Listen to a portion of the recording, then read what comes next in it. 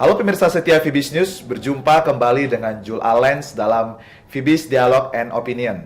Edisi kali ini kita bersama dengan Pak Yahya Setiatmaja, beliau sebagai Presiden Direktur PT Bank Sentral Asia Tbk.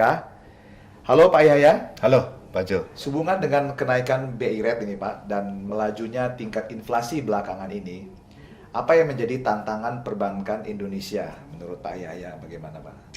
Ya jadi begini Pak, kalau kita melihat ya, Bank Indonesia secara makro prudensial berperan untuk mengatur moneter dan inflasi. Nah itu sebabnya kalau pada saat inflasi meningkat atau menurun, maka BI akan berusaha menyesuaikan kondisi ini dengan penyesuaian suku bunga.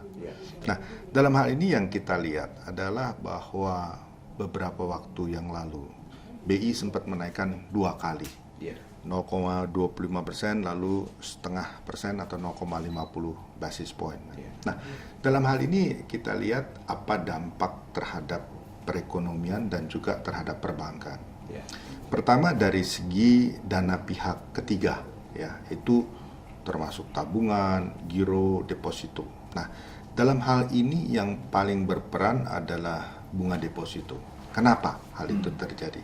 Terutama karena inflasi itu adalah relatif kenaikan harga-harga barang. Ya, betul. Ya. Kalau seseorang menempatkan dana investasinya, tentu mengharapkan paling tidak uang atau investasi yang dilakukan ini bisa mengkompensasi kenaikan inflasi. Sebab itulah kenapa BI rate merupakan salah satu benchmark. Karena kalau misalnya BI rate meningkat, itu mensyaratkan bahwa memang situasi suku bunga dirasakan perlu meningkat. Kalau tidak, orang cenderung tidak lagi mau menempatkan dana-dananya dengan bunga yang terlalu rendah dibanding inflasi. Ya. Dampaknya adalah secara perbankan, dana pihak ketiga perbankan akan meningkat. Nah, sekarang kalau kita lihat, perbankan mendapatkan dana tentunya untuk melempar lagi ke kredit. Nah, dalam hal ini kita lazim melihat atau mendengarkan istilah net interest margin, yaitu perbedaan antara suku bunga yang kita tawarkan untuk kredit dan juga untuk dana yang kita ambil dari nasabah. Nah, kalau benchmark rate ini meningkat, tentunya pertanda bahwa memang dana pihak ketiga harus ditingkatkan. Nah, kalau dana pihak ketiga mulai ditingkatkan, tentunya perbankan harus mulai meningkatkan juga bunga-bunga kredit. Karena apa? Kredit itu ditingkatkan ada 2 hal, Pak. Pertama, memang untuk menutup kos yang kita harus bayar ke nasabah. Kedua, juga untuk meredam sedikit laju peningkatan jumlah kredit. Karena asumsi umum ya, kalau harga naik tentu orang yang beli akan berkurang. Demikian juga kredit.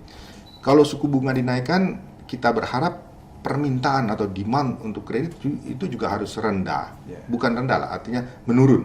Nah, ini sesuai dengan apa kondisi terjadi pada saat inflasi, yaitu kita harus meredam sedikit. Kalau tidak, akan terjadi yang nama overheating ekonomi.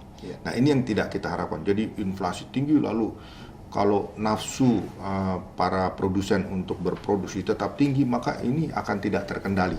Nah, itu kaitan implikasi terhadap perbankan dan kaitan terhadap bunga kredit tadi. Kira-kira secara umum demikian Pak. Dan ini berlaku untuk seluruh perbankan dan termasuk kita di BCA juga mengalami hal tersebut. Jadi Bank BCA sendiri bagaimana menghadapi akan tekanan seperti ini?